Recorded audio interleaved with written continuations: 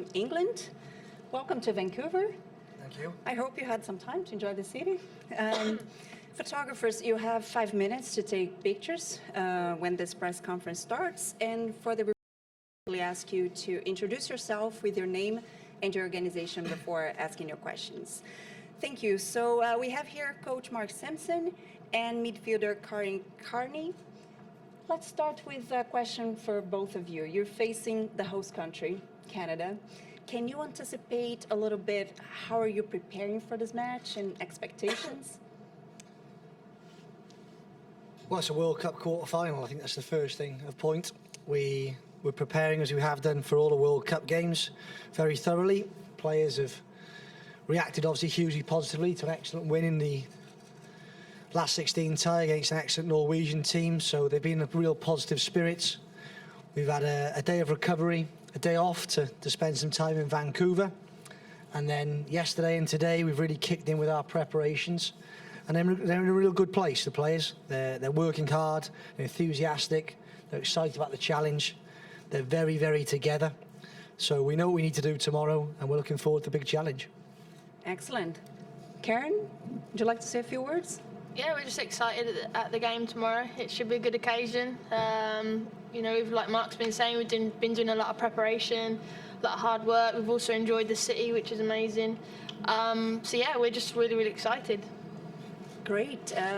Your questions. We're open for questions now. Here.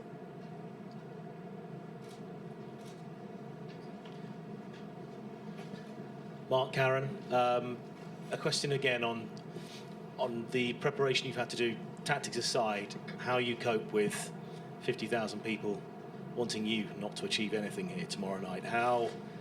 What have you been saying? How have you been talking? How are you going to manage that? Well, it's not just 55,000 people. We found that out in the last couple of days. I think it's the whole nation who are hoping for one result. But let's not forget there's a lot of people back in England as well who really want this team to do well and be successful. You know, we've already inspired a nation in terms of our performances in this tournament and our results. And we hope we can keep that journey going with a big performance tomorrow. But what the players will be prepared. You know, we've had 18 months together now since I've taken charge, and one of the objectives from the start was to make sure let's give the players as many different experiences as possible.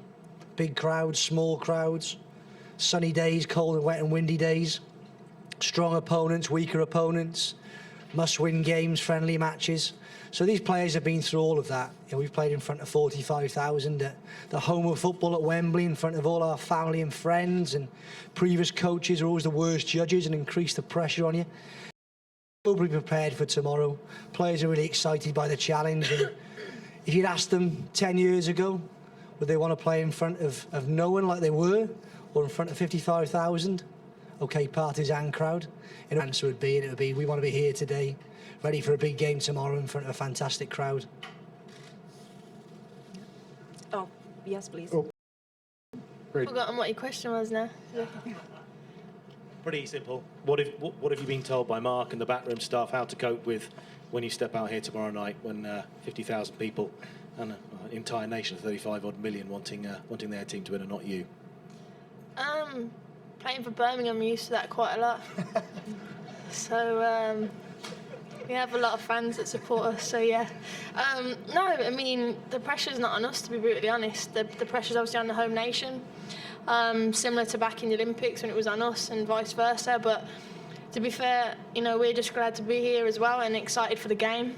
And I think the pressure will be on the home nation. That's just as it stands at the moment, and we're ready, we're prepared, we've been working hard, and we're focused, and we're just ready for the challenge and ready for the game.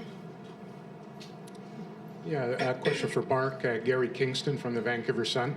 Can you just talk about what you see in Canada's squad? I think you were quoted earlier today that they're amongst the most aggressive teams in the tournament and probably should have been called for more fouls than they have been. Can you talk about what you see in Canada? First point of note is they're an excellent football team, a real good football team with some world-class talent. You know, the whole world is aware of your Sinclairs, your Schmidts, your Buchanans, your McLeods. You know, I can go on. They're an excellent football team, and rightfully so, one of the favourites of this competition. And with the support of a home nation behind them, they're going to be a very, very difficult team for us to play against and us to get the result we want tomorrow. Certainly over the course of the tournament, the teams have progressed in a way that their style comes through, and I think, that Canada are an aggressive team. They do like to tackle, like to try and dominate second balls and be very physical in those moments. And it's something we're going to have to be aware of and deal with tomorrow. It's going to be difficult for the officials in a very intimidating environment. It's not only difficult for the players, but it's very difficult for officials to remain in control and make the correct decisions. But we can certainly expect a very physical game tomorrow. And that's from both teams. Canada are an aggressive team, but so is my England team. We're certainly willing to put our foot in when we need to. And I certainly think that'll be a big aspect of the game tomorrow for both teams.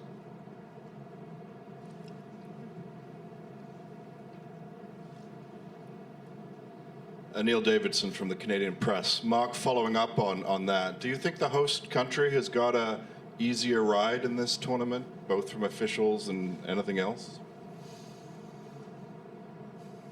I think the first point of note is to make that, it's a hard job refereeing. It's a really hard job. It's a difficult job being a manager. It's a blooming difficult job being a player. I really failed at that one. But it's a tough job being an official. And when there's that pressure, home nation expectancy, it's very, very difficult to remain calm and make the right call. And, the facts are that in the group stages that Canada have been awarded more fouls than their opponents in every game. So we'll have to see how it goes tomorrow. We're aware of what type of team we're going to face. We're aware of the potential circumstances, and whatever cards we've been dealt, we're going to have to play our best and make sure we can manage that as best we possibly can. But this will be an English team who will be ready for whatever Canada throw at us. We've prepared in that manner. We've seen over the course of this tournament an England team show various different sides to their performance. Very resolute, very resilient, very strong, very competitive. And we can score goals. So we're in a good place going into the game. We'll be ready for whatever type of challenge we're going to face. Next question.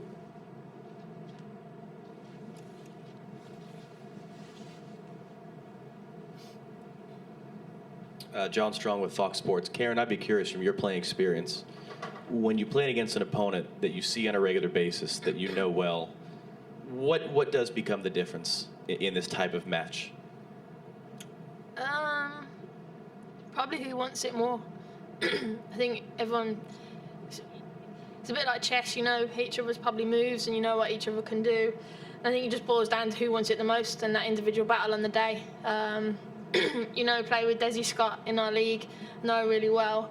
And so everyone, you know each other quite well and you know each other well off the field as well. But when you cross the line, it's about the individual battle and who wants it more than the other player. And I think the team that wins the most individual battles actually goes on to win the game. So I think that's what it boils down to. Next question.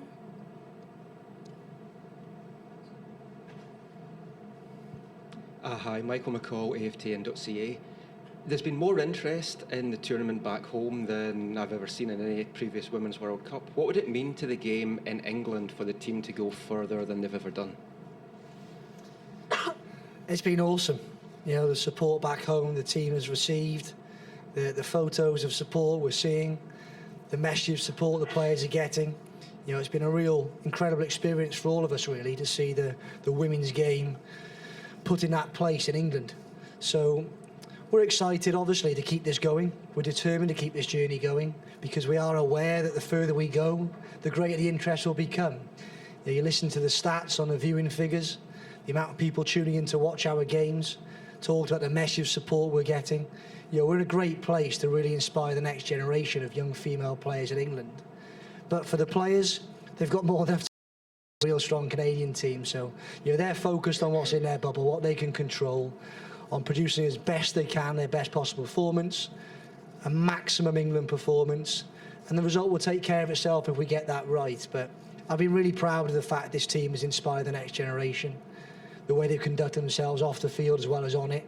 And certainly we're going to go back in a place where we're history makers already, and the game will be in a far better place, the achievements of these players.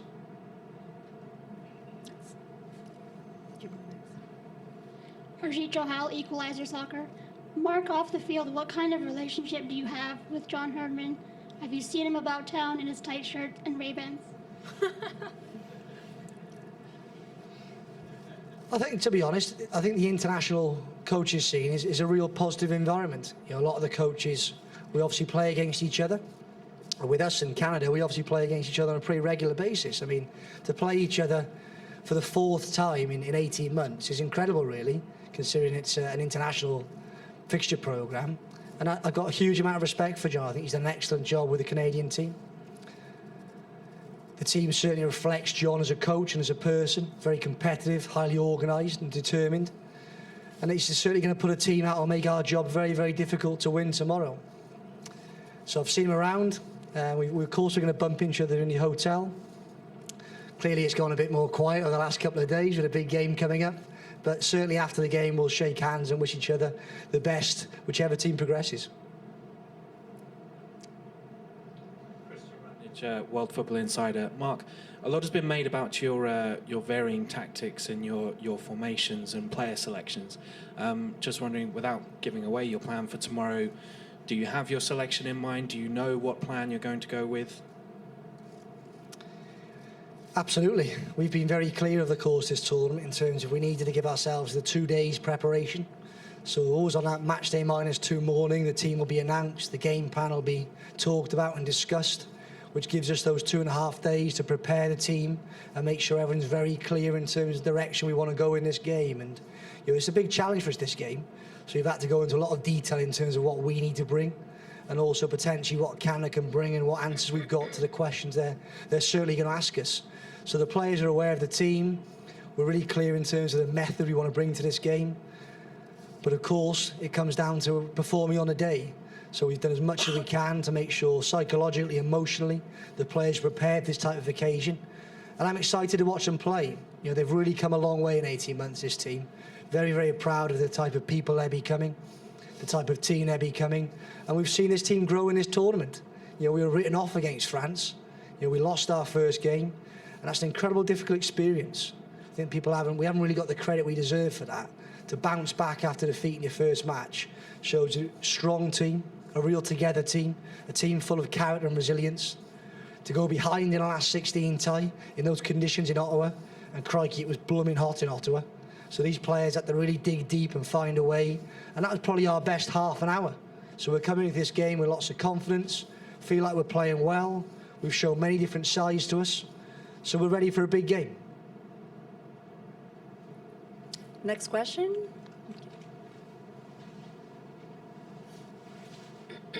Karen, I'd be curious, the player side of, you know, all the in-game sort of tactical formation switches, it seems like an easy thing, but there are a few teams able to do it.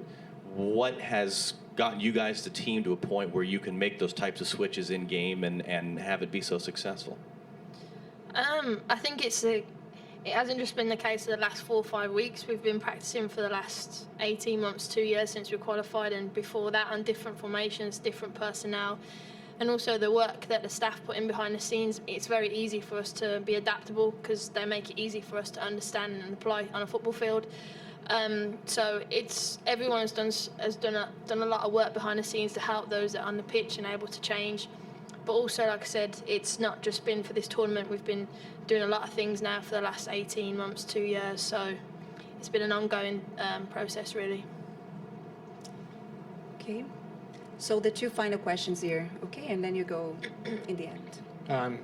You mentioned the heat in the game in Ottawa. Obviously, it's going to be extremely warm here tomorrow. It can get very hot on that field. And are any concerns about the weather conditions here tomorrow? Well, we're used to the sunshine. We're English. You know, it's a pretty sunny day in Birmingham today, Kaz, probably, isn't it? Yep, always. Never But rains. no. No, look, I mean, clearly it's going to be a warm day, we know that. And the stadium's a very intense environment. You can see that from walking out on the pitch today. But we've experienced it. You know, Ottawa was really hot. And there was one team towards the end of that game who looked sharp physically, who looked sharp emotionally, who looked together. And England got better and better as that game went on. So it really shows we're in a great place physically. We're in a great place emotionally. And certainly we'll be able to handle that heat. It's not really a concern for me at the moment, based on the previous experience we've got in this tournament. Jim Cable with ESPN.com. How would, either for Karen or Mark, how would you describe how women's soccer has grown in England in the last couple of years?